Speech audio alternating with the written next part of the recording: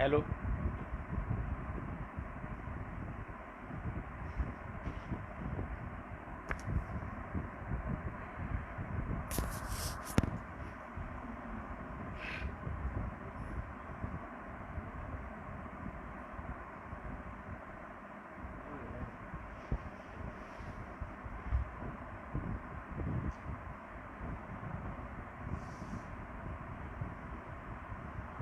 हां फॅन छान एवढं. दिसते. हां. हां हां चालू करू दे का? आवाज येते का? फक्त मला सांगा तुम्ही. पप्पा बोला, सुरू कर.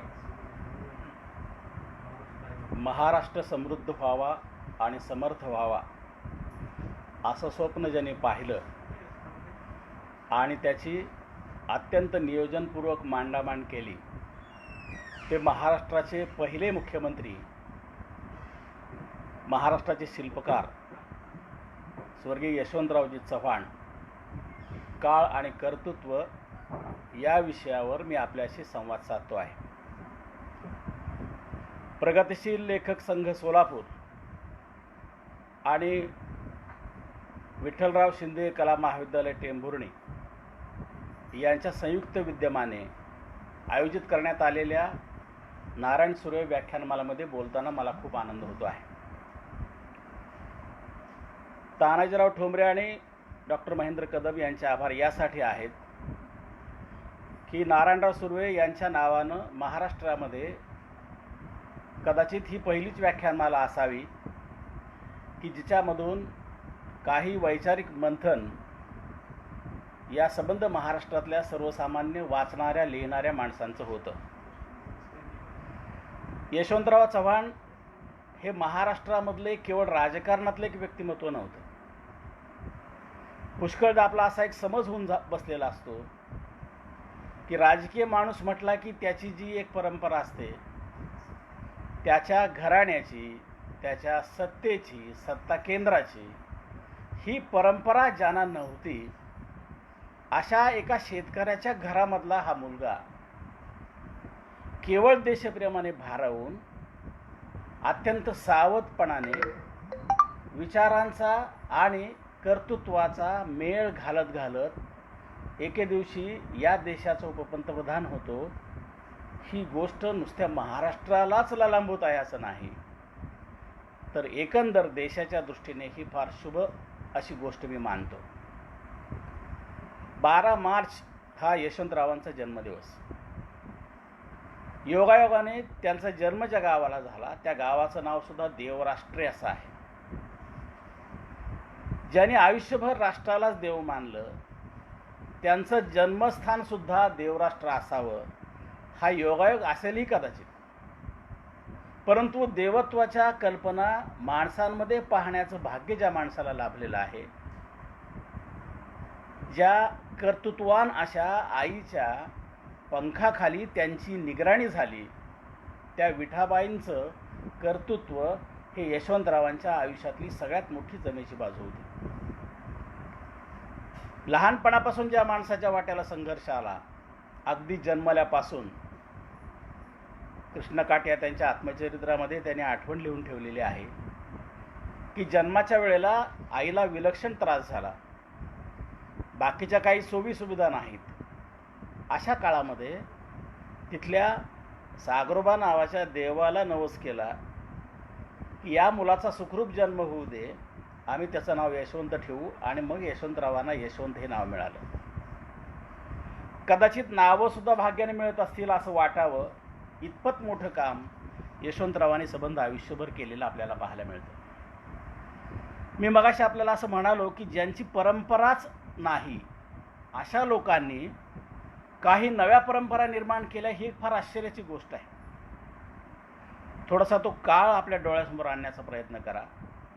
स्वातंत्र्यपूर्व अशी जी सगळी लगबग चाललेली आहे स्वातंत्र्य मिळवण्यासाठी, त्याच्याही आधी जवळजवळ 15-16 वर्ष यशवंतरावांनी या देशप्रेमाला भारून जे काम सुरू केलं होतं ते खरोखरच खूप कष्टाचं, त्यागाचं असं होतं. सहसा आईवडिलांच्या पंखाखाली अत्यंत सहजपणानं आपलं आयुष्य व्यतीत करणारी जी मुलं असतात त्यांच्या कर्तृत्वाला फार कमी वेळा वाव मिळतो, परंतु वडील फारसे आठवत नाहीत. प्लेगाच्या साथीमध्ये त्यांचा मृत्यू झाला आणि आईनं ही मुलं शिकली पाहिजेत म्हणून त्या खेड्यातून ते कुटुंब उचललं आणि कराडसारख्या शहरामध्ये आणून ठेवलं. ही एक गोष्ट यशवंतरावांच्या आयुष्याला कलाटणी देण्यात ठरली. ही गोष्ट तर आपण मान्य केली पाहिजे की आपल्या अवतीभोवती जी माणसं असतात, जो परिसर असतो, त्याचे म्हणून काही गुणधर्म हे आपल्या जडणघडणीमध्ये आपल्याला चिकटल्याशिवाय राहत नाही.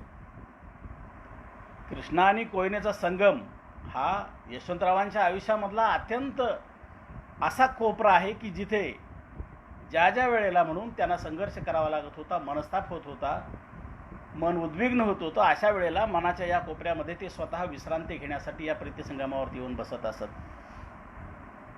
आणि याच प्रीतिसंगमावरती त्याने अखेरची विश्रांती सुद्धा घेतलेली आहे हे आपल्याला माहीत आहेच. लहानपणी आपली गरिबी होती याचं भांडवल त्यांनी कधी केलं नाही.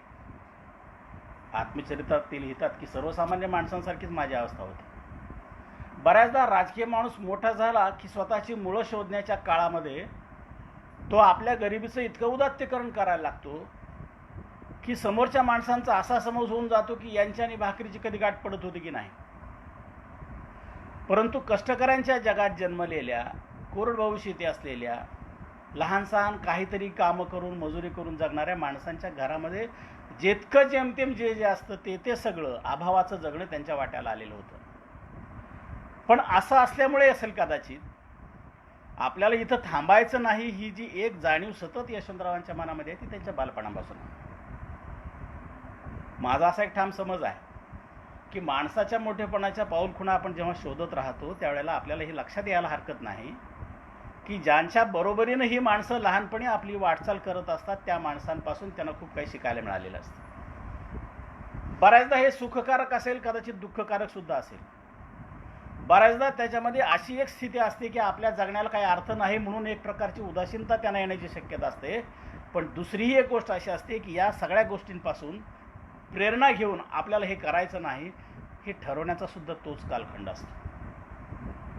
आकार देऊ तसं आपलं आयुष्य आपण घडवू शकतो. अशा काळामध्ये फीसाठी पैसे नाहीत म्हणून अडून बसलेल्या यशवंतरावांना त्या काळामध्ये नादारीची सवलत ज्यांच्याकडून मिळते त्या गावातल्या ऐपतदार माणसाकडे गेल्यानंतर ज्या प्रसंगाला तोंड द्यावं लागतं तो प्रसंग जर आपण पाहिला तर आपल्याला आश्चर्य वाटायला लागतं.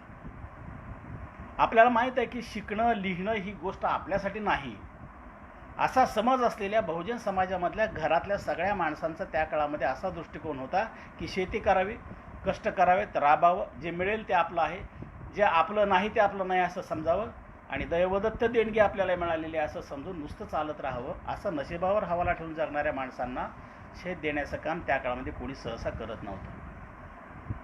गावामधला ऐपतदार माणूस हा नादारीच्या अर्जावरती सही करत असे, तसा रिवाज होता. यशवंतराव त्यांच्या घरी गेले आणि त्यांना सांगितले की मला शिकायचं, फीसाठी पैसे नाहीत, मला नादारीची सवलत हवी आहे. त्या माणसाने एकदा त्यांना वरून खाली पाहिलं आणि तो असं म्हणाला, अरे तू वेडावेडा आहेस की काय, शिकून तू कुठं असं मामलेदार होणार आहेस? त्यापेक्षा असं कर, माझ्याकडं गुरं भरपूर आहेत, खंडीभर गुरं तुझ्या ताब्यात देतो, तुझ्या पोटापाण्याची व्यवस्था करतो, उद्यापासून ती गुरं तुझ्या ताब्यात देतो. मला सांगा, शिकण्याची इच्छा असलेल्या माणसाच्या मनामध्ये शिक्षणाबद्दल असलेली ही जी आस्था आहे ती एका क्षणामध्ये कशी कोसळून पडेल याची व्यवस्था करणारी त्या काळातली ही जी समाज व्यवस्था आहे तिला पहिल्यांदा टक्कर देण्याचं काम यशवंतरावांनी केलं आणि त्यांनी सांगितलं की नाही मी शिकणार आहे. आणि ते तडक तिथून बाहेर आले. थोडा विचार आपण असा केला पाहिजे की मनामध्ये त्या माणसाच्या असा एक विचार निश्चितपणाने आला असेल की हे जे काही चाललेलं आहे ते आपल्याला बदलायचं आहे. हा प्रसंग मी एवढ्यासाठी आपल्याला सांगतो की ज्या माणसाच्या मनामध्ये असलेल्या सगळ्या स्वातंत्र्य पारतंत्र्य याच्याविषयीची कल्पना या समाज स्वास्थ्याशी निगडीत आहेत आणि हे समाज स्वास्थ्य शिक्षणाशी निगडीत आहे. म्हणून आपल्याला फक्त एकच गोष्ट केली पाहिजे की आपण शिक्षण घेतलं पाहिजे आणि शिक्षणाचा प्रसाराशिवाय आपल्याला दुसरा तरुणोपाय नाही. आणि म्हणून त्या काळामध्ये शिक्षण न थांबवता अनेक अडथळे आले पण ते थांबले नाही. मुख्यमंत्री झाल्यानंतर सगळ्यात पहिला निर्णय जर त्यांनी त्या काळामध्ये कोणता घेतला असेल तर तो हाच होता की गरिबाच्या घरातली मुलं जी आर्थिकदृष्ट्या अत्यंत दुर्बल आहेत अशा पालकांच्या घरातल्या मुलांना शाळा शिकता आली पाहिजे, शिक्षण घेता आले पाहिजे, म्हणून EBCची सवलत त्यांनी आणली. मुद्दा इथं असा आहे, जे मला मिळालं नाही ते इतरांना मिळालं पाहिजे असा विशाल विचार करणारी माणसं जेव्हा राजकारणामध्ये असतात तेव्हा त्या समाजाचं भलं होण्याची शक्यता असते. आणि आपलं सुदैव असं की 1960 पासून ते साधारणपणे 74-75पर्यंत ही जी घडी आपल्या सगळ्या राजकीय व्यवस्थेची अत्यंत उत्तम रीतीने चाललेली होती. त्याचं एक कारण हे आहे की यशवंतरावांनी त्या काळामध्ये तिथल्या माणसांना हेही सांगून ठेवलेलं होतं की या सगळ्या गोष्टी केल्याशिवाय आपल्याला ह्या सत्तेला न्याय देता येणार नाही. शिकत असताना 1930 सालचा प्रसंग मी आपल्याला सांगतो. 82चं जे बंड झालं, खरं तर त्याला 82चं बंड असं इंग्रजांनी नाव ठेवलं. महात्मा गांधी, मानवेंद्रनाथ रॉय आणि पंडित जवाहरलाल नेहरू या तिघांच्या विचारांचा प्रचंड परिणाम यशवंतरावांच्या सबंध आयुष्यावर झालेला आहे. आणि 30 साली 82चं ते जे बंड आहे त्याच्यामध्ये त्यांनी भाग घेतला. गांधीजींनी सांगितलं होतं की सहकाराचं जे हे आपलं सूत्र आहे ते आपण बदलून आता असहकार करायचं आहे आपल्याला आणि शासनाशी कसलंच सहकार्य करायचं नाही. ते बंड मोडून काढण्यासाठी त्या काळामध्ये इंग्रजांनी बळाचा वापर केला आणि परिणामी माणसं थोडी भयभीत झाली. विचार करा, मॅट्रिकच्या आसपासचं वय आहे, जगण्याबद्दलच्या सगळ्या कल्पना अजून अंधुक आहेत. आईचं असं सांगणं आहे की जे करायचं आहे ते सर्वसामान्यांसाठी असेल तर जरूर करा, पण ज्याच्यामध्ये तुमच्या शाळेचं नुकसान होणार आहे असं काही करायचं नाही. कारण त्याच्या आधीच्या प्रसंगामध्ये शाळेवरती तिरंगा झेंडा लावण्यासाठी सरसावणाऱ्या मुलांच्या मध्ये नेतृत्व करणाऱ्या यशवंतरावांना काय भोगावं लागलं हे त्यांच्या आईला माहीत होतं. आणि म्हणून त्याने असं सांगितलं की वेळोवेळी मी ज्या वेळेला माझ्या वयाच्या सगळ्या सीमारेषा ओलांडून माझ्या वयाची पुढची कामं देशसेवेचं काम म्हणून मी जेव्हा पत्करत होतो त्या वेळेला माझ्या मनामध्ये अशी एक शंका असायची की हे सगळं मी कशासाठी करतो याचं उत्तर माझ्याकडे असलं पाहिजे. पुष्कळदा असं होतं की देशभक्तीसुद्धा जर आंधळी असेल तर ती फार तापदायक होती.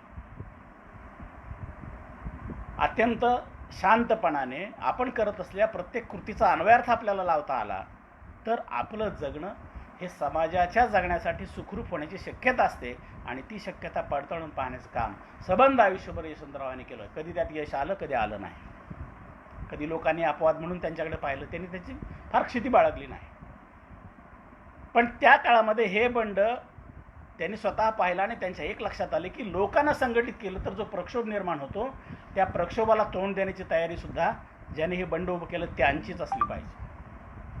म्हणून ते आणि त्यांचे रोगाण्णा लिमकर नावाचे एक मित्र लिमयने हे दोघेजण त्या काळामध्ये त्यांच्या काँग्रेस कमिटीच्या सगळ्या तरुण माणसांनी ठरवल्याप्रमाणे रात्री 82ला जायला निघतात. कराडपासून पेठ नाक्यापर्यंत एसटीने जातात, तिथून चालत जायचं, 2 डोंगर ओलांडायचे, मध्ये 14 मैलाचं अंतर आहे. ते अंतर रात्री पार करायचं आहे आणि सकाळी तिथे जायचं. तिथे कुणालाही शंका येता कामा नये. बाकीची सगळी व्यवस्था केलेली आहे. भूमिगत राहायचं आहे, लोकांशी बोलायचं तर आहे. वय तसं फारसं नाही, जवळ स्वतःच्या घरच्या भाकरी बांधून घेतलेल्या आहेत, कुणाला काही मागायचं नाही. रात्रीच्या वेळेला त्या 82च्या जवळ गेल्यानंतर त्यांच्या असं लक्षात येतं की गावात शिरणं कठीण आहे, कारण गावात कोणी ओळखीचं नाही. म्हणून देशपांडे नावाचे एक ग्रस्त जे चळवळीमध्ये त्यांना मदत करणारे होते त्यांचा वाडा हुडकून त्यांनी त्या दिवशी तिथे रात्री मुक्काम केला आणि असं सांगितलं की उद्या आपल्याला या लोकांची सभा घ्यायची. कल्पना करा तुम्ही, ज्या वयामध्ये ओठ पिळलं तर दूध निघेल अशी अवस्था आहे, बापाचं छत्र नाही, आई काळजी करते आहे, घरातले 2 मोठे बंधू, त्यातला एक बंधू त्यांचा इंदोरला शेती करायला गेलेला आहे, दुसरा त्यांच्यासाठी राबतो आहे. अशा अवस्थेमध्ये आपल्याजवळ बाकीचं काही भांडवल नसताना सुद्धा देशभक्ती हाच एकमेव आपला आधार आहे असं वाटणं मला वाटतं ही त्यांच्या आयुष्यातली सगळ्यात मोठी जमेची बाजू आहे. एखादा माणूस जेव्हा मोठा होतो, मुख्यमंत्री होतो, परराष्ट्रमंत्री होतो, अर्थमंत्री होतो, उपपंतप्रधान होतो, आपण त्याची वर जात असतानाची जी सगळी प्रगती पाहत असतो त्यावेळेला तो खाली किती खोलपर्यंत रुजलेला हे आपलं फारसं लक्षात येतं. विशेषत्वाने राजकीय माणसांच्या बाबतीमध्ये तर हे फारच होतं. म्हणून मगाशी मी आपल्याला असं म्हणालो की लहानपणापासून त्यांच्या मनामध्ये ही गोष्ट होती. शाळेवरती ध्वज लावल्यानंतर 18 महिन्याची शिक्षा झाली, वय वर्ष 16, लक्षात ठेवा. 16व्या वर्षी 18 महिन्याची शिक्षा झालेली आहे. आईला आणलेलं आहे पकडून, आणि फौजदार शाळेचे मुख्याध्यापक समोर आहेत आणि ते असं सांगतात की नाही नाही, फौजदार फार दयाळू आहेत आणि तुम्ही जर क्षमा मागितली, तसं लिहून दिलं तुमच्या आईनं, तर तुम्हाला आत्ता सोडतील. यशवंतरावांचीच ती आई होती. ती असं म्हणाली, नाही मी काही लिहून देणार नाही, माझ्या पोराने काही चूक केलेली नाही. देशाला स्वातंत्र्य मिळण्यासाठी गांधीबाबा जर तिथं काम करत असतील तर त्या कामाला हातभार लावण्यासाठी माझ्या मुलाने नुसता झेंडा तिथे लावलेला असेल, आणि त्यासाठी जर तुम्ही त्याला शिक्षा करत असाल तर खुशाल करा. आणि तिथून त्या बाई विठाबाई निघाल्या. जाताना फक्त यशवंतरावांनी एवढं म्हणाले की लक्षात ठेव, तू चांगलं काम केलेलं आहेस, देव आपल्या पाठीशी आहे. तिथून त्यांना येरवड्याच्या जेलमध्ये 1 वर्ष ठेवलेलं, लक्षात ठेवा. 16व्या 17व्या वर्षी त्या कोवळ्या वयामध्ये येरवड्याच्या शेजारी, येरवड्याच्या पाठीमागच्या बाजूला जो कॅम्प नावाचा तुरुंग आहे, त्या तुरुंगामध्ये 12 महिने यशवंतरावांना डांबून ठेवलं होतं.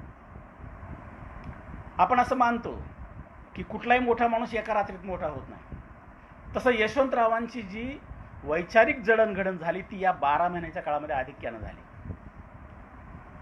आश्चर्य वाटेल तुम्हाला, तिथे आचार्य भागवत होते, एस एम जोशी होते, अच्युतराव पटवर्धन होते, शंकरराव देव होते, हारा महाजनी होते. ही सगळी माणसं त्या काळामध्ये त्या येरवड्याच्या कॅम्पसमध्ये होती. ब्रिटिश लोकांना पण हे माहीत होतं की काम करण्यासाठी आलेली ही जी मुलं आहेत, त्यात बरीचशी मुलं आहेत, काही तरुण लोक आहेत, काही वृद्ध माणसं आहेत. हा मिश्र वयाचा जो गट आहे, हे लोक काही गुन्हेगार नाहीत, परंतु जे स्वातंत्र्य हा त्यांच्या श्वास निश्वासाचा विषय आहे, त्या स्वातंत्र्यासाठी ही मुलं इथं काम करत आहेत. आणि मग तिथे आतल्या बाजूला या सगळ्यांची जी एक प्रकारची वैचारिक मशागत झाली, तिला तोड नाही. आपण का जगतो, का जगलं पाहिजे, बाहेर पडल्यानंतर आपण काय काम करायचं आहे, भूमिगत राहताना आपली भूमिका काय असली पाहिजे, मानवेंद्र रायांचे विचार काय आहेत, गांधी कसे समजावून घ्यायचे आहेत, नेहरूंचा विचार आणि नेहरूंचं आचरण याच्या बाबतीत आपली मतं काय असली पाहिजेत. आणि योगायोग बघा की पलीकडच्याच भिंतीच्या पलीकडे, म्हणजे पलीकडे जेलमध्ये त्या काळामध्ये येरवड्यामध्ये स्वतः महात्मा गांधींनाही अटक करून तिथे त्यांना ठेवलेलं आहे, ते सुद्धा कैदेमध्ये आहे. पण यांना भेटू दिलं जात नाही. काही बाबतीमध्ये ब्रिटिश रंगानेच फक्त गोरे होते, त्यांना ही सगळी चळवळ मोडून काढायची होती. परंतु गांधीजींसारख्या अत्यंत निश्चयी अशा माणसाच्या या कृतीमुळे ब्रिटिशसुद्धा नाईलाजानं का होईना पण हळूहळू नमायला तयार झाले होते. त्याची सुरुवात 30 साली झाली. यशवंतराव असं म्हणतात की मी 12 महिन्यानंतर जेव्हा तुरुंगाच्या बाहेर आम्हाला काढलं आणि त्यांनी सांगितलं आता विसापूरच्या जेलमध्ये तुम्हाला उरलेले दिवस काढायचे 6 महिने. आपल्याला माहीत असेल की दौंड ते मनमाड या रस्त्यावरती विसापूरचं जेल आहे, नगरच्या आसपास. आजही त्या रेल्वे स्टेशनच्या पासून जर आपण डाव्या बाजूला पाहिलं तर ते जेल मोठ्या प्रमाणामध्ये अशा त्या भिंती असलेल्या आपल्याला दिसतात. लोकांनी असं सांगितलं होतं की ते जेल फार खतरनाक आहे, तिथे पिण्याच्या पाण्याची व्यवस्था नाही, आड रानामध्ये आहे, दुष्काळी भागातलं ते जेल आहे, वगैरे वगैरे. म्हणजे तिथे तुम्हाला खूपच त्रास होणार आहे. यशवंतराव म्हणाले की आत येरवड्याच्या जेलमध्ये माझ्या मनाची मशागत करणारी, माझ्या विचारांना खत पाणी घालणारी आणि मला घडवण्याचं काम करणारी इतकी सगळी माणसं वर्षभर भेटली. आता 6 महिन्याचा तुरुंगवास मला आणखीन काही फार वेगळं आणि जड वाटण्याचं काही कारण नाही. मला सांगू द्या तुम्हाला हे की आपण पत्करलेलं काम काहीही कुरकुर न करता, कुठलाही विरोध मनाचा होत असला तर तो मोडून काढून ज्यावेळेला एखादा माणूस करायला लागतो त्यावेळेला आपण खरा देशभक्त आहे असं म्हणतो. कधी कधी मला असं वाटतं की लहानपणी जतींद्रनाथ दास यांच्या मृत्यूमुळे अस्वस्थ झालेला 8वी 9वीतला हा मुलगा लाहोरच्या तुरुंगामध्ये एखादा स्वातंत्र्य सैनिक 90 दिवसाचं उपोषण करतो, आमरण उपोषणात त्यांना शहीद व्हावं लागतं. त्याच्या शेजारी भगतसिंग कानेरे हे पण बसलेले आहेत, बटुकेश्वर दत्त, आणि ह्या सगळ्यांच्या साक्षीनं ते आपला प्राण सोडतात. कारण काय असतं, या देशाच्या स्वातंत्र्यासाठी ब्रिटिशांनी केलेल्या अन्यायाच्या निवारार्थ त्यांना त्या ठिकाणी काम करायचं असतं. यशवंतराव चव्हाणांच्या या सगळ्या कर्तृत्वाचा आपण जेव्हा असा मागोवा घेत घेत मागे जातो तेव्हा आपल्या असं लक्षात यायला लागतं की आपण कुणीतरी वेगळे आहोत असं वाटण्याची जी सुरुवात असते त्याचा शेवट मात्र कदाचित अहंकारामध्ये परिवर्तित होण्याची शक्यता असते. यशवंतरावांच्या बाबतीत असं झालं नाही. पुढे राजकारणामध्ये त्यांच्यावरती वेगवेगळ्या प्रकारची टीका झाली, अनेकांनी व्यंगचित्र काढली. लोक त्यांना असं म्हणायला लागले की कुंपणावरती बसणारा हा माणूस आहे, याच्यामध्ये कोणती आक्रमकता नाही. परंतु त्यांचं म्हणणं असं होतं की राज्य करणारा माणूस जर शांत असेल तर आक्रमकपणे विकास करण्यासाठी त्याच्याकडे असलेली जी ऊर्जा असते तिचा उपयोग आपल्याला करून घेता येतो. आणि म्हणून महाराष्ट्र मला उभा करायचा आहे, घडवायचा आहे, तो कसा घडवता येईल याचा एक आराखडा त्यांच्या मनामध्ये कायम होता. आश्चर्य या एका गोष्टीचं वाटतं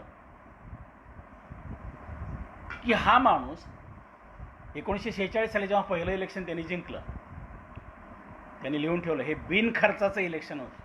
आता निवडणूक आणि खर्च या गोष्टीबद्दल माझ्यासारख्या सामान्य माणसाने बोलणं ही शक्यच नाही आणि आपला तो विषय पण नाही.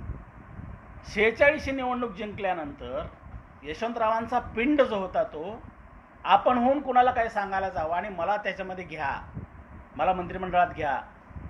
बाळासाहेब खेरांचं जे पहिलं मंत्रिमंडळ सेट होत होतं, काही लोक असं म्हणाले की तुम्ही त्यांची भेट घ्या, जा तुम्ही त्यांना भेटलं पाहिजे. ते म्हणाले नाही, मला जे काम करायचं ते काम मी पक्षाच्या शिस्तीमध्ये राहून करीन, पण कधी कधी नियती न्याय देण्याचा प्रयत्न करते, नाही असं नाही, हा कधी वाया जात नाही. आणि तो जर चांगल्या हेतूने आपण करत असू तर त्याचं फळ हे निश्चितपणाने गोड असते, यात शंका नाही. मुंबईला जेव्हा पहिली मिटिंग झाली निवडून आलेल्या सगळ्यांची,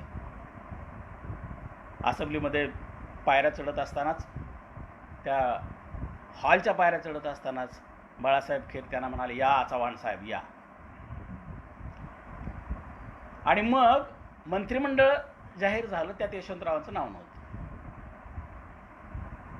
बाळासाहेब खेर त्यांना असं म्हणाले की चव्हाण एक काम करा माझ्यासाठी, तुम्ही, मी तुम्हाला मंत्री करू शकत नाही पण तुम्ही पार्लमेंट सेक्रेटरी म्हणून काम करा, काही दिवस तुम्ही या ठिकाणी माझ्याबरोबर राहा, आपण काही नवं नियोजन करण्याचा प्रयत्न करू. यशवंतराव मनातून खट्टू झाले. ते असं म्हणाले की माझी गुणवत्ता नव्हती का? माझी गुणवत्ता होती, मी काम केलेलं होतं, मी त्याग केलेला होता, पण याची वाच्यता त्यांनी केली नाही. काळावरती आपली मोहर उमटवण्यासाठी एखाद्या माणसाकडे आलेली संधी ज्या वेळेला तो अशा पद्धतीने घालवतो, त्याचा अन्वयार्थ जेव्हा विरोधी पक्षातले लोक असं लावायला लागतात की ह्यांना बोलता येत नाही, यांना बाजू मांडता येत नाही. बाजू मांडायची म्हणजे काय करायचं? दबाव आणायचा. बाजू मांडायची म्हणजे काय करायचं? समोरच्याची कोंडी करायची. बाजू मांडायची म्हणजे काय करायचं? आपली आक्रमणशीलता जी आहे ते दाखवायची. आणि बाजू मांडायची म्हणजे काय करायचं? तर आपलं जे उपद्रव मूल्य आहे ते मूल्य त्यांना कळलं पाहिजे. या कोणत्याही गोष्टीला ते मान्यता देणारे नव्हते. आणि म्हणून पार्लमेंट सेक्रेटरी म्हणून तुमची मी निवड करतो असं पत्र त्याने दिलं. कराडला निघून आले यशवंतराव. सगळ्यांशी ते बोलत होते, मित्रांशी. दत्ताजी पाटील, त्यांनी विठाबाईंना पण त्यांच्या आईनं सांगितलं, वेणुताई होत्या त्याही त्यांच्याशी बोलल्या. मला आपल्यालाही सांगू द्या की वेणुताई चव्हाण यांनी आयुष्यभर यशवंतराव चव्हाणांच्या बरोबर सावलीसारखं त्या राहिल्या. आणि जेव्हा जेव्हा अत्यंत कडोनिकडीचे प्रसंग आले त्यावेळेला त्यांनी शेवटचा उपाय म्हणून त्यांचं मत त्यांना विचारलेलं आहे. निर्णय काय घ्यायचा तो त्याने घेतलेला आहे, पण ते हे कधीही विसरू शकले नाहीत की आपल्याला समजावून घेणाऱ्या एखाद्या माणसाकडून अशा पद्धतीचा काही एक निर्णय अपेक्षित आहे. वेणुताई तेव्हा त्यांना असं म्हणाले की आजवर कुठलाच निर्णय स्वीकारताना तुम्ही इतक्या वेळ घेतलेला नाही. मला कळत नाही की पार्लमेंट सेक्रेटरी हे पद आपण कमी का मानतो. त्यांना जे समजायचं समजलं. मुंबईला आले, त्यांनी चार्ज घेतला, पार्लमेंट सेक्रेटरी झाले आणि इथून त्यांची राजकीय कारकीर्द प्रशासनाच्या पातळीवरती सुरू झाली. एक गोष्ट आपण मान्य केली पाहिजे की राजकारणामध्ये, प्रशासनामध्ये आलेल्या माणसाच्या मनामध्ये असलेल्या ज्या कल्पना असतात त्या शेवटी नोकरशाहीशी बांधलेल्या असतात. म्हणजे मला किती जरी काही वाटत असलं तरी उपलब्ध असलेली जी साधनसामुग्री आहे, उपलब्ध असलेली जी आर्थिक स्थिती आहे आणि उपलब्ध असलेली जे मनुष्यबळ आहे, या सगळ्यांचा विचार करून मला माझ्या एका ध्येयाकडे जायचं असतं. खरी कसरत असते ती इथं असते. हे माहीत असलेल्या यशवंतरावांनी पहिल्यापासून हे सूत्र ठेवलेलं होतं. आपल्याला माहिती आहे की मोरारबाईंच्या बरोबर ज्यावेळेला त्यांनी संयुक्त महाराष्ट्राच्या कालखंडामध्ये काम केलं, मोरारजीभाई देसाई तसे अतिशय आग्रही, आपण ज्याला हेकट म्हणू शकू असा माणूस होता, आणि त्यांच्या मनात एखादी गोष्ट आली की ते करतच असत. मग पुढच्या माणसांचा विचार ते फारसं करत नव्हते. आग्रही असायला हरकत नाही, पण ज्या आग्रहामुळे सामाजिक हिताला बाधा येते आहे असा आग्रह हा कामाचा नसतो. पण मोठ्या माणसांना सांगायचं कुणी, आणि आपल्या समोरच्या आपल्यापेक्षा हुद्द्यानं मोठ्या असलेल्या माणसांना काही सांगण्यासाठी यशवंतरावांनी कधी प्रयत्न केला नाही. नाहीतर 2 वेळा पंतप्रधान होण्याची आलेली संधी त्या माणसांनी का घालवली असती. चौधरी चरणसिंग ज्या वेळेला भारताचे पंतप्रधान झाले त्यावेळेला यशवंतराव पंतप्रधान होऊ शकले असते, आणि इंदिरा गांधी ज्या वेळेला पंतप्रधान झाल्या त्यावेळेला सुद्धा यशवंतराव चव्हाणांना पंतप्रधान होण्याची ऑफर आलेली होती. आपल्याला मी सुरुवातीला असं म्हणालो की बऱ्याच वेळेला त्यांच्या कृतीचा जो अन्वयार्थ लावला गेला तो असा लावला गेला की या माणसाला स्वतःहून काही सांगण्याची, आक्रमण करण्याची, एखादी गोष्ट राबवण्याची आणि सत्तेमध्ये चिकटून राहण्याची जी एक वृत्ती असायला लागते ती त्यांच्याकडे नाही. मला कधी कधी हसू येतं. हे जे नाही नाही सगळं आहे ना ते खरं तर त्यांचं वैशिष्ट्य आहे. दुर्दैवानं जेव्हा वैशिष्ट्यालाच आपण त्या माणसाचा कमीपणा समजायला लागतो, ते त्याच्या उणेपणाच्या बाजू असं समजायला लागतो, त्यावेळेला आपली गल्लत होते त्या माणसाला समजावून घेण्याची, आणि मग त्याच्या कर्तृत्वाबद्दल आपल्या मनामध्ये शंका निर्माण होते. यशवंतरावांचं संबंध आयुष्य काय मी तुम्हाला सांगणार नाही, पण ईबीसीची सवलत आणण्यासाठी त्यांनी जो संघर्ष केला सुरुवातीच्या काळामध्ये तो मला आपल्याला सांगितला पाहिजे. मुख्यमंत्री झाल्यानंतर विधानसभेच्या पटलावरती त्यांनी हा ठराव ठेवला. काय भूमिका होती? भूमिका होती की महात्मा ज्योतिराव फुलेंपासून राजश्री छत्रपती शाहू महाराजांपासून ते त्या काळातले कर्मवीर भाऊराव पाटील या सगळ्या लोकांनी, या महाराष्ट्र पंजाबराव देशमुख असतील, या सगळ्या लोकांनी त्या काळामध्ये बहुजनांच्या शिक्षणासाठी जे तळमळीनं काम केलेलं होतं ते काम कुठे खंडित होऊ नये याची तळमळ यशवंतरावांच्या मनामध्ये. आणि ती खंडित का होत होती याचं कारण असं की शिकणाऱ्या प्रत्येक मुलाला त्या काळामध्ये फी द्यावी लागत असे.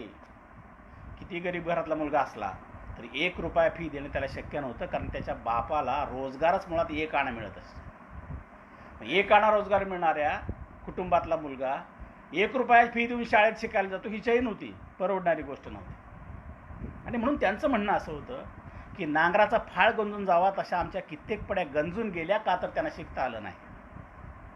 ही माणसं प्रतिभावान होती, कारण पावसाचे अंदाज त्यांना कळत होते. ही माणसं प्रज्ञावंत होती, याचं कारण असं की त्यांना हे समजू शकत होतं की कुठल्या काळात काय पेरलं म्हणजे काय चांगलं उगवतं. टिपणीवरती मूठ धरल्यानंतर ती मूठ कुठे दाबून ठेवायची आणि कुठे सैल सोडायची याचं प्रशिक्षण त्यांनी कुठल्या शेतकी कॉलेजमध्ये जाऊन घेतलेलं नव्हतं.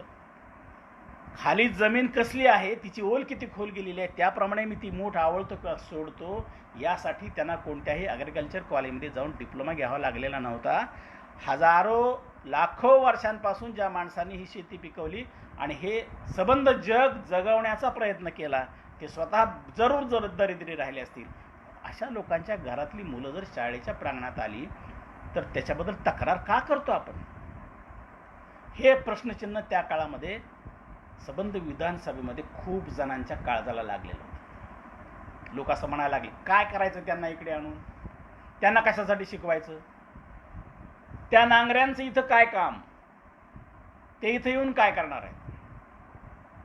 खूप अस्वस्थ झाले त्या काळामध्ये यशवंतराव. ते म्हणाले, अरे मी काय मागतोय, मी फक्त एवढं म्हणतो आहे की ही सगळी मुलं जी या शिक्षणाच्या परिघाच्या बाहेर आहेत, अरे त्यांची प्रज्ञा तरी तुम्ही पहा, एकदा संधी देऊन बघा त्यांना काय येतं हे पहा, आणि त्यांना जे येतं आहे ते जर तुम्हाला येत नसेल तर त्यांचं मोठेपण मान्य करा. आणि म्हणून ठराव मंजूर होईल की नाही अशी शंका आल्यानंतर यशवंतरावांनी जे भाषण केलं त्यात ते असं म्हणाले, उद्या जर हा ठराव मंजूर झाला नाही तर मी माझ्या मुख्यमंत्री पदाचा राजीनामा देणार आहे. मला तुम्ही हे सांगा, बहुजनातली पोरं शिकली पाहिजेत, गरिबाघरच्या पोरांना शिक्षणात शाळेसाठी येता आलं पाहिजे, म्हणून जर कुणी मला अडचण आणत असेल तर मी माझ्या पदाचा राजीनामा देईन असं म्हणणारा मुख्यमंत्री मला वाटत नाही पुढच्या काळात कुठे जन्माला येईल. अहो, एका बाजूला आपल्याला आठवत असेल 4-2 वर्षापूर्वी यावर्षी आम्ही इतक्या मराठी शाळा बंद केल्या असं पत्रकारांच्या मुलाखती घेऊन सांगणारी माणसं ज्या महाराष्ट्रामध्ये होती. का तर आदिवासी भागामध्ये विद्यार्थी शिकायला येत नाहीत, 3 शिक्षकांचं काय करायचं, तो पगार उगीचच द्यावा लागतो. जसं काय यांच्या घरून ह्यांना स्वतःच्या खिशातून हा पगार द्यायचा. पैसे तर आपलेच होते, सामान्य माणसाच्या खिशातले पैसे होते, पण त्यांना नव्हतं वाटत असं की ही मुलं शिकली पाहिजेत. हे प्रश्न त्याही काळात निर्माण झाले. असा प्रश्न एकदा निर्माण झाला होता की 4-5च विद्यार्थी आहेत त्या वर्गामध्ये, 2 शिक्षक आहेत, काय करायचं, शाळा ठेवायची की नाही. यशवंतरावांनी फार छान उत्तर दिलं. ते असं म्हणाले, माणसाचं भविष्य आपण वर्तवू शकत नाही, कोणाचंच नाही. 3-4 मुलं जी त्या वर्गामध्ये आहेत, लक्षात ठेवा, त्यातला एक उद्या पंतप्रधान होईल, एक शास्त्रज्ञ होईल, एक राष्ट्रपती होईल. आजच जर मी त्या मुलांची वाट अडवून ठेवली तर उद्याच्या जगात मला क्षमा नाही. मी जर मुख्यमंत्री म्हणून त्यांचा पालक असेन तर माझं हे पहिलं काम असलं पाहिजे की त्यांच्यासाठी काही काम करताना जर काही नकारात्मक गोष्टीमुळे कोणी अडचण आणत असेल तर मी ती दूर करण्याचं काम केलं पाहिजे. मला सांगा तुम्ही, त्या काळामध्ये बऱ्याच EBCच्या सवलती, मोठमोठे शेतमळे असलेल्या घरच्या मुलांनी सुद्धा EBCचे फॉर्म भरले आणि त्या काळामध्ये त्यांनी फीमध्ये सवलत घेतली. बोंबाबोंब सुरू झाली.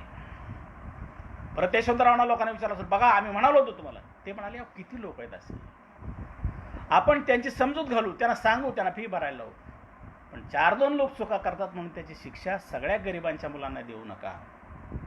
आणि माझ्या मित्रांनो, मला हे सांगितलं पाहिजे, आज जो सुसंस्कृतपणा महाराष्ट्रामध्ये दिसतो, आज जी खेड्यापाड्यामध्ये हायस्कूल्स आहेत, प्राथमिक शाळा आहेत, महाविद्यालय आहेत, पोस्ट ग्रॅज्युएटपर्यंतचे शिक्षण घेणाऱ्या संस्था आहेत, या सगळ्या संस्थांना बळ देण्याचं काम त्या काळामध्ये यशवंतराव चव्हाणांनी जर केलं नसतं तर मला नाही वाटत की आज शिक्षणाचा एवढा प्रचंड विस्तार झालेला आहे तो आपल्याला पाहायला मिळाला असता.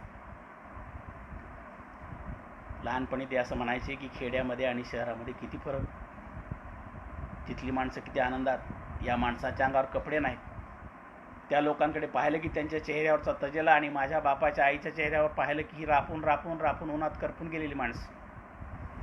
हा मेळ मला घालता आला पाहिजे. म्हणजे माझ्या मनामध्ये असलेली माझ्या समाज स्वास्थ्याची कल्पना जी आहे ती तळागाळातल्या माणसांची होती. गांधीजी तर यापेक्षा वेगळं काय सांगत होते. गांधीजी असं म्हणाले की ज्या दिवशी या देशाच्या रांगेतला शेवटचा माणूस हसलेला मला दिसेल, त्याच्या समस्या संपलेल्या असतील, तेव्हा देश सुखी होईल. मला असं वाटतं की आपण जे शिकलो, आपण आपल्या मनावरती ज्याचा परिणाम करून घेतलेला आहे, आपल्याला ज्यांनी जे जे दिलेलं आहे, आपल्या रक्तात जे असं हळूहळू झिरपत उतरलेलं आहे, हे जेव्हा आपण कर्तृत्व म्हणून आणतो तेव्हा त्याला प्रशासनाची जोड दिली पाहिजे. आणि म्हणून त्या काळामध्ये EBCची सवलत आली. एका दिवसामध्ये 12-12, 15-15 शाळांना एकाच पाकिटामध्ये अनुदानित शाळा म्हणून मान्यता देण्याचं काम त्या काळामध्ये यशवंतरावांनी केलं. हे मला वाटतं शेती, सहकार, उद्योग यापेक्षा सुद्धा मोठं काम आहे, कारण हे काम बेसिक झालं म्हणून पुढच्या कामांना गती आली. महाराष्ट्राचं वातावरण बदललं, लक्षात ठेवा. शाळामध्ये मुलं जायला लागली, खेड्यापाड्यातली मुलं चालत जाताना शाळेतून दिसायला लागली.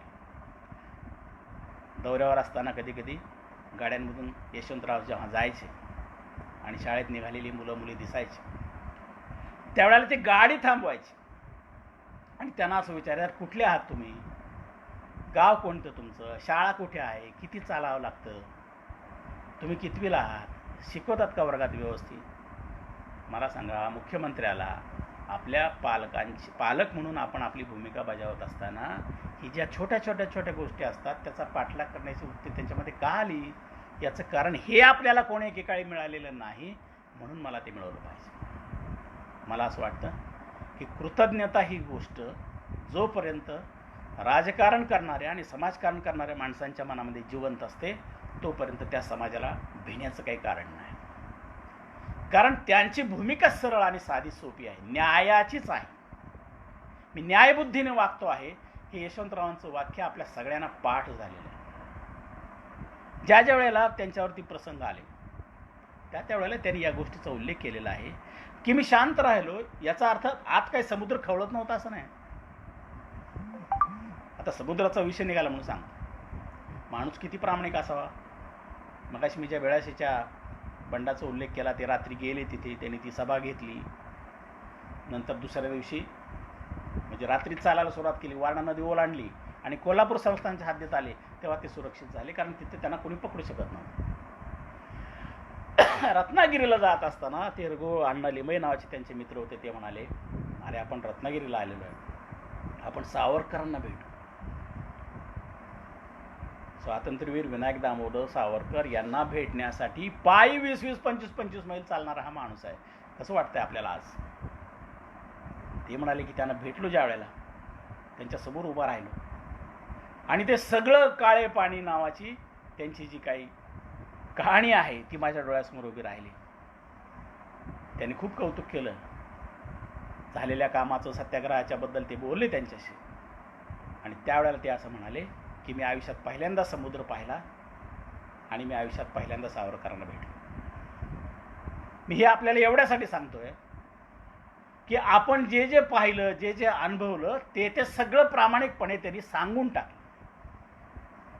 काँग्रेसच्या लोकांना हे आवडेल का, पक्षीय अभिनिवेशामध्ये हे बसतं का, याच्यापेक्षा सुद्धा ज्यांनी त्याग केलेला आहे, जी माणसं देशासाठी काहीतरी करणारी होती, अशा लोकांना त्यांचं एक इम्प्रेशन जे त्यांच्या मनावरती त्या काळामध्ये होतं, ते शमवण्यासाठी त्या काळामध्ये हे सगळं काम त्यांनी केलेलं आपल्याला पाहायला मिळतं. यशवंतरावांच्या कर्तृत्वाचा आपण विचार करतो त्यावेळेला आपल्याला एक गोष्ट लक्षात ठेवली पाहिजे. महाराष्ट्राची सगळी मांडामांड सुरू असताना त्यांनी ज्या काळामध्ये जिल्हा परिषदा म्हणजे पंचायत राज्य स्वीकारलं, हा त्यांच्या आयुष्यातला दुसरा मोठा निर्णय होता. ईबीसीच्या सवलतीमुळे शिक्षणाचं वातावरण तयार झालं. मी आपल्याला सांगितलं ही सगळी मुलं शाळेत जायला लागली, महाविद्यालय सुरू झाली. आठवण म्हणून सांगतो आपल्याला, आमच्या करमाळ्याचे आमदार त्यावेळेला नामदेवरावजी जगताप होते आणि कर्जतचं जे रयत शिक्षण संस्थेचं महाविद्यालय आहे, त्या महाविद्यालयाच्या इमारतीच्या पायाभरणीच्या समारंभासाठी यशवंतराव आले होते. नामदेवरावजी जगताप फारसे शिकलेले नव्हते, पण अतिशय उदात्त हेतू घेऊन काम करणारा मोठा माणूस. त्यांचं यशवंतरावांचं खूप जमत असे, ते शिष्य समजत असत त्यांना. त्यावेळेला ते असं म्हणाले की साहेब 1 लाख रुपयाची देणगी मी या महाविद्यालयाला जाहीर करू का. त्यावेळेला यशवंतराव त्यांना म्हणाले की तुमच्याकडे जर खरंच 1 लाख रुपये असतील तर तुम्ही तुमच्या गावामध्ये का महाविद्यालय सुरू करत नाही. लक्षात ठेवा, एक ठिणगी फक्त पडावी लागते, याला म्हणायचं प्रेरणा. तुमच्याकडे जर 1 लाख रुपये असतील तर उद्या कोल्हापूरला जा, आप्पासाहेब पवार त्यावेळेला कुलगुरू होते आपले पहिले, त्यांना मी सांगतो ते पैसे डिपॉझिट करा आणि तुम्हाला महाविद्यालयाचा परवाना मिळू शकेल. यशवंतराव चव्हाणांच्या या एका सल्ल्यामुळे करमाळ्याच्या माळावरती त्या काळामध्ये नामदेवराव जगतापांनी जून महिन्यामध्ये महाविद्यालय सुरू केलं. माझ्यासारखी गरीब घरातली कितीतरी मुलं आज महाराष्ट्रभर जे काही थोडंफार काम करतायत, याचं सगळं श्रेय या यशवंतरावांच्या कामाला आहे. कधी कधी असं वाटतं मोठ्या माणसांचा आपल्या जगाशी काय संबंध, प्रत्यक्ष आपल्या जीवनाशी त्यांचा कुठे असा संपर्क येतो, तर तो असा येतो असं मला वाटतं. म्हणून त्या काळामध्ये एक नेतृत्वाची नवी फळी निर्माण करण्याचं मोठं काम यशवंतरावांनी केलं.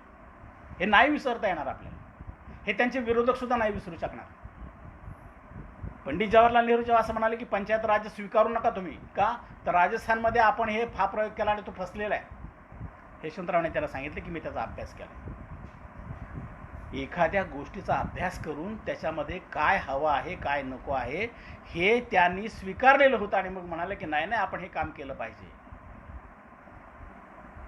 यशवंतराव त्या काळात असं म्हणाले की माझ्या डोळ्यासमोर उद्याच्या महाराष्ट्राचं एक समृद्ध चित्र होतं आणि ते पंचायत राज्य स्वीकारल्याशिवाय शक्य नव्हतं. कशासाठी?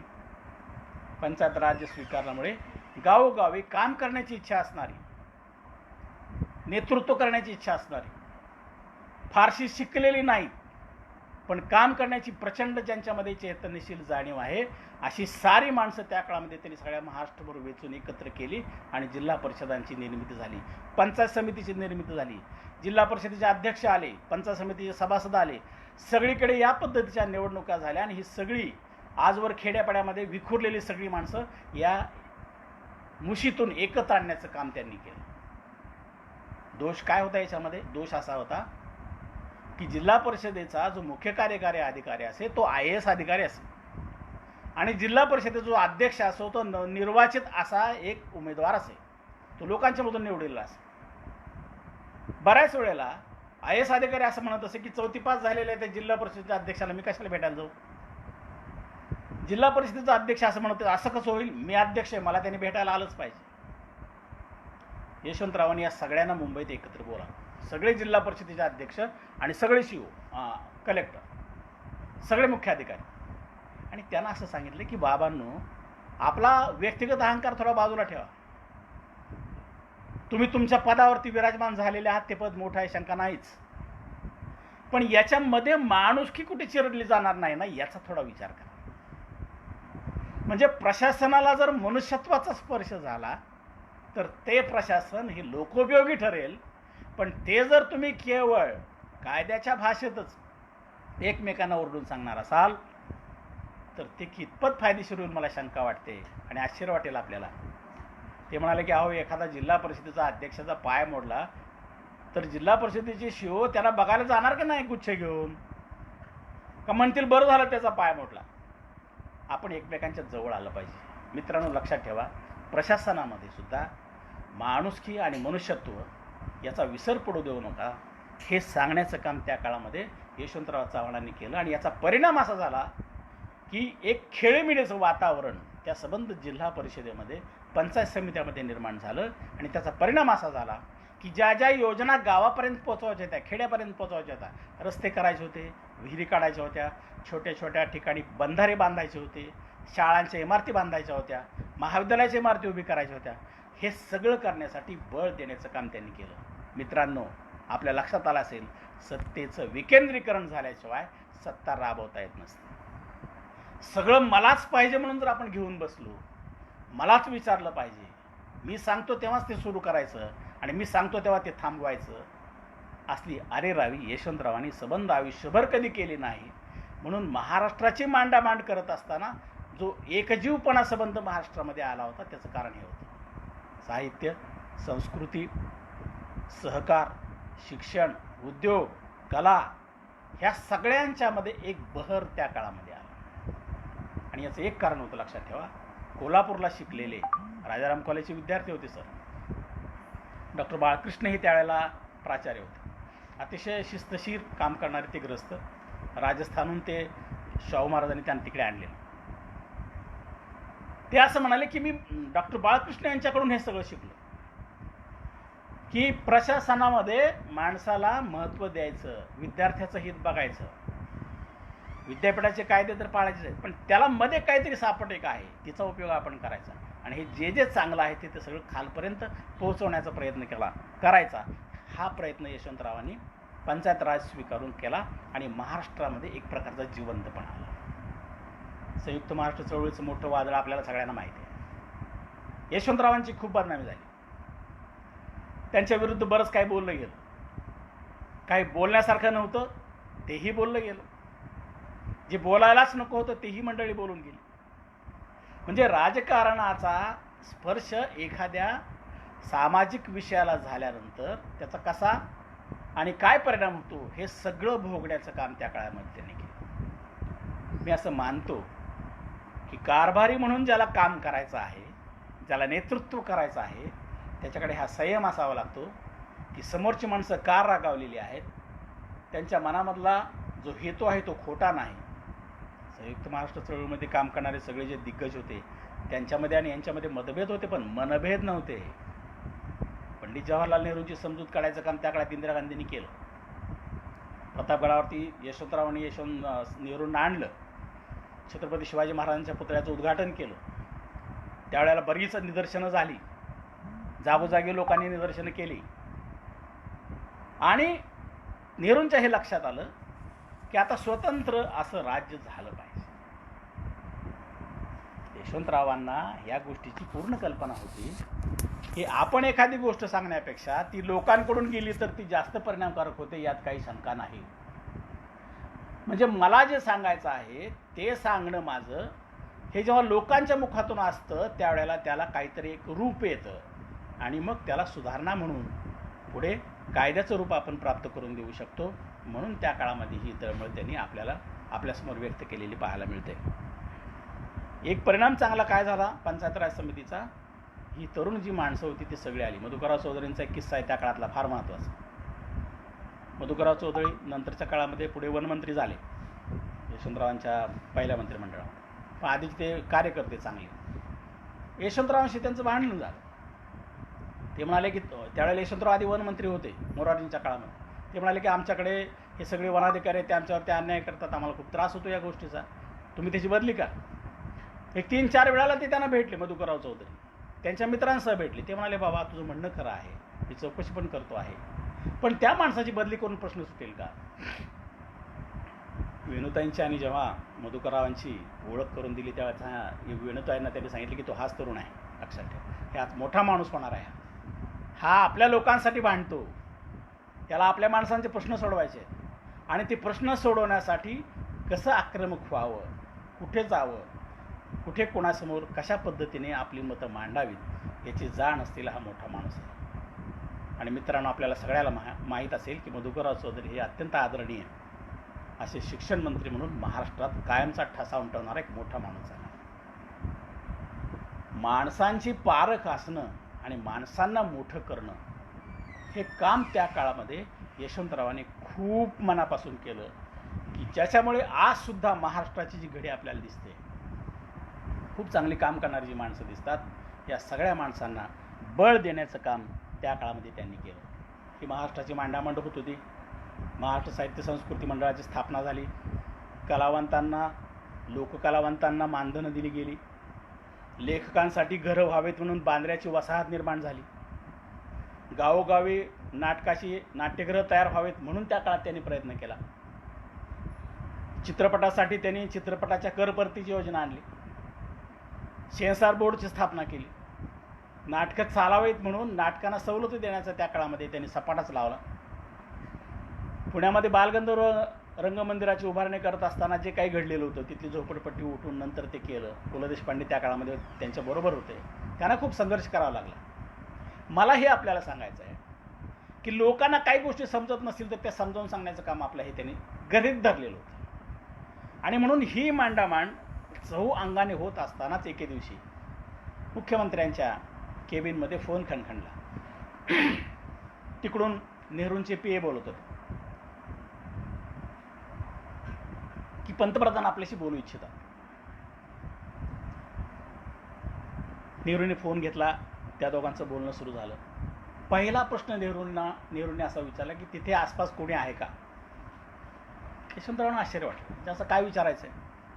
ते म्हणाले कोणी नाही, मी माझ्या केबिनमध्ये एकटाच आहे.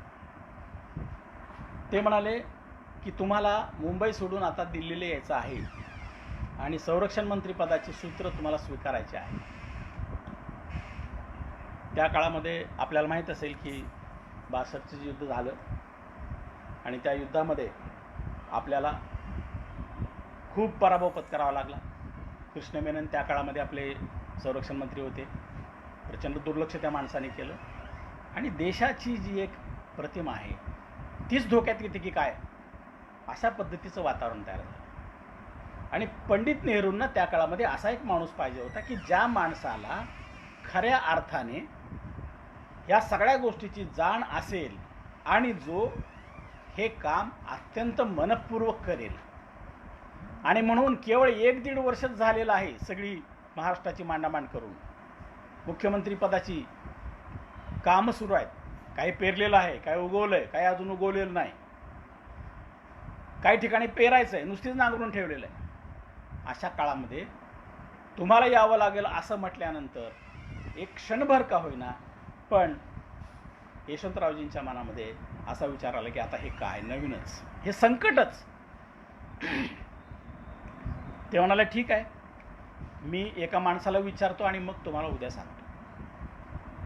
कल्पना करा, पंतप्रधानांनी असा विचार केला असेल की मी या देशाचा पंतप्रधान माझ्याच पक्षामधल्या एका मुख्यमंत्र्याला असं सांगतो आहे की तुम्हाला या ठिकाणाहून आता दिल्लीला यायचं आहे, तुमचं हे प्रमोशन आहे आणि हा ग्रस्त असं म्हणतो आहे की मला कोणाला तरी विचारलं पाहिजे. अशी कोणती महत्त्वाची व्यक्ती आहे की ज्यांना हे विचारलं पाहिजे?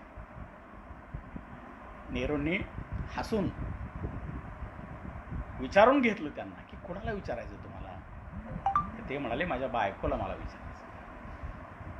आणि मग नेहरू हसले आणि म्हणाले ठीक आहे काही हरकत नाही, कल बात करेंगे.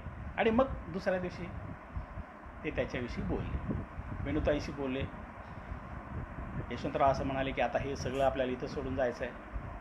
दिल्लीनं कुणाचं भलं केल्याचं त्यांच्या आठवण्यात नव्हतं. ते शहर आपल्याला मानेल की नाही माहीत नाही. दिल्लीची हवा फार गरम असते. दिल्लीचं वातावरण महाराष्ट्रीयन माणसांना फारसं अनुकूल नसतंच. अनेकदा त्याचा प्रत्यय आपल्याला आलेला आहे. आणि आता कुठे इथं आपण सगळं काही चांगलं सुरू केलेलं आहे आणि नेमकं आता उठून जायची पाळी आली. आता काय करायचं? आणि दुसरी शंका त्याने बोलून दाखवली. आता इथे हे महत्वाचं आहे की समजा आपलं नाही दिल्लीशी जमलं तर काय करायचं? गंमत म्हणून असा विचार करा की 2020 सालामध्ये एखादा पंतप्रधान एखाद्या माणसाला म्हणतो की तुला आम्ही संरक्षण मंत्री करतो, येतो का? तो लव्या जम्यासह रात्रीतूनच चालत निघेल की मला आता यायचं बाबा, काय हरकत नाही, वा किती चांगली गोष्ट, आणि घोषणांना सुरुवात होईल. असं नाही झालं. वेणुताई यशवंतरावांना असं म्हणाल्या की तुमच्या मनातली शंका रास्त आहे, पण एक गोष्ट लक्षात ठेवा, समजा आपलं नाहीच जमलं, कराडला आपण परत येऊ, काय अडचण आहे, आपण इथं काम करू. तेवढा एक क्ल्यू त्यांना पुरेसा होता, लक्षात ठेवा. आणि दुसऱ्या दिवशी यशवंतरावांनी निर्णय दिला. संबंध महाराष्ट्र हळहळला. शनिवारवाड्याच्या पटांगणामध्ये मोठी सभा झाली. अग्रलेख लिहिले लोकांनी, वृत्तपत्रांनी कौतुक केले यशवंतरावांचं.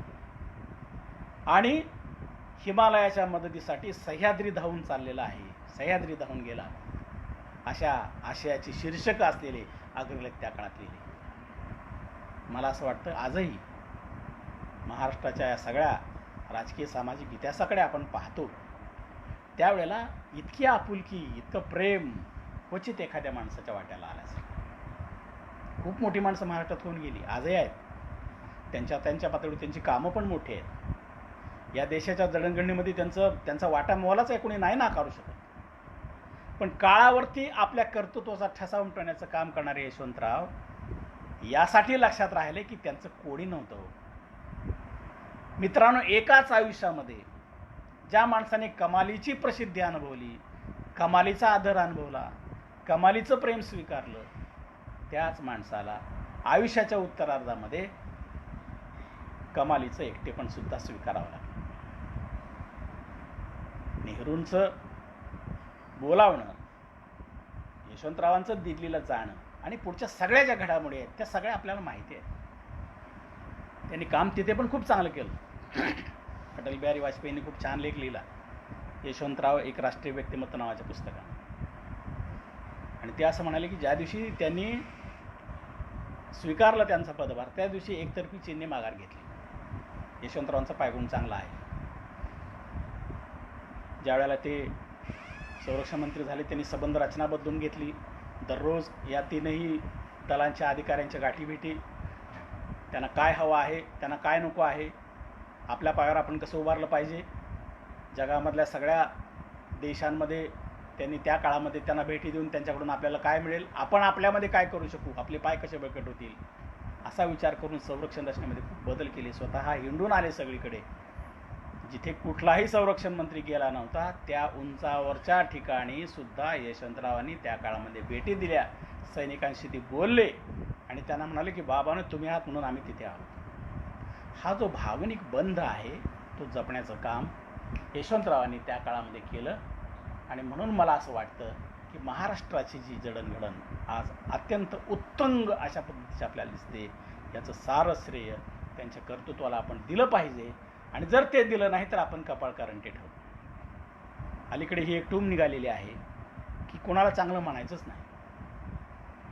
म्हणजे आपण कुठेतरी आपला कमीपणा लपवण्यासाठी, आपला उणेपणा लोकांसमोर येऊ नये यासाठी जे काम करत असतो ते हे काम नाही. मोठ्या माणसांच्या मोठेपणाचा आपल्याला आदर केला पाहिजे, यात काही शंका नाही. मला आठवतंय, एकच गोष्ट सांगतो आणि मी थांबतो. वसंतदादा पाटील मुख्यमंत्री होते. आणि शेवटी ज्यावेळेला यशवंतरावांची प्रकृती बिघडली दिल्लीमध्ये, त्यांना दवाखान्यामध्ये हॉस्पिटलमध्ये ॲडमिट केलं. राजीव गांधी पंतप्रधान होते, इंदिराजींची हत्या झालेली होती आणि एक प्रकारचा माहोल असा होता की फार अस्थिर असं वातावरण संबंध देशामध्ये होतं. इलेक्शन लागलेले होते, सातारला जाऊन फॉर्म भरायचा आहे, त्याची शेवटच्या दिवसांचा कालखंड होता, ती तारीख जवळ येत चाललेली होती आणि अशाच नेमक्या काळामध्ये यशवंतराव आजारी पडले. किडनीचा त्रास त्यांना पूर्वी होतच होता, परंतु वेणुताईंच्या जाण्यानंतर जे एकाकीपण त्यांना आलं त्याचा परिणाम असा झाला की ते खचून गेले आणि पुढे मग जगण्याबद्दलच्या त्यांच्या कल्पना, अनेक लेखकांच्या कवींच्या त्यांच्या भेटी, अरुण सौतेंसारखे कवी त्यांनी ती एक आठवण लिहून ठेवली की साहेब इतके पुढे एकाकी झालेले होते की संध्याकाळच्या वेळेला त्यांच्या आवारामध्ये बंगल्याचे फिरत असताना ते त्याला असं म्हणाले की अरुण, अरे समोर जे लिंबाचं झाड दिसतंय ना, त्याला जर मुळ्या नसत्या ना तर ते सुद्धा माझ्यापासून दूर निघून गेलं असतं. म्हणजे शेवटच्या कालखंडामध्ये यशवंतरावांना जे एकाकीपण आलं, कारणं त्याची किती आहेत ती मी आपल्याला सांगेन. या सगळ्या गोष्टींचा एक परिणाम झाला की दबा धरून असलेल्या ज्या व्याधी होत्या त्यांच्या शारीरिक, त्या पुन्हा वर आल्या. राजीव गांधी भेटायला गेले त्यांना. यशवंतरावांचे डोळे पाणावलेले होते. ते असं म्हणाले की आत्ता तर माझी आईचं निधन झालं आणि आता तुम्ही मला हवे आहात आणि अशा कालखंडामध्ये तुम्ही आजारी पडलं तर कसं होणार, तुम्ही लवकर बरे व्हा. राजीव गांधींना ते म्हणाले की मी फॉर्म भरतोय उद्या. ते म्हणाले त्याची व्यवस्था मी करतो, काळजी करू नका. पहाटे यशवंतराव हे जग सोडून गेले. वसंतदादा त्या काळामध्ये मुख्यमंत्री होते. वसंतदादांची दुसऱ्या दिवशी जी मुलाखत आली, दुर्दैवानं खूप महाराष्ट्रामध्ये प्रचंड शोक त्या काळामध्ये लोकांनी केला. मीही त्या काळामध्ये एका महाविद्यालयात प्राध्यापक होतो. मी अंत्यविधीसाठी यशवंतरावांच्या गेलो. खूप धडपडून आम्ही सगळी प्राध्यापक मंडळी, खूप विलक्षण वाईट वाटलं. आणि त्याच मुलाखतीमध्ये वसंतदादा असं म्हणाले की ज्या महाराष्ट्रामध्ये यशवंतराव चव्हाण नाहीत त्या महाराष्ट्रात मन करमत नाही. मला फारसं असं उदास वाटतं आहे. साहेबांचं मोठेपण मला वाटतं अधोरेखित करणारा वसंतदादांसारखा मोठा माणूस हाही आपल्याला हे काही बरंच सांगून जातो. मित्रांनो, सोलापूर प्रागतिक लेखक संघ आणि विठ्ठलराव शिंदे कला महाविद्यालयाच्या वतीनं आयोजित करण्यात आलेल्या या व्याख्यानमालेमध्ये मी आपल्याशी यशवंतराव चव्हाण काळ आणि कर्तृत्व याविषयी जो संवाद साधला आणि आपण अत्यंत छानपणे मला जो प्रतिसाद दिला त्याबद्दल आपल्या सगळ्यांचे मनापासून आभार. धन्यवाद.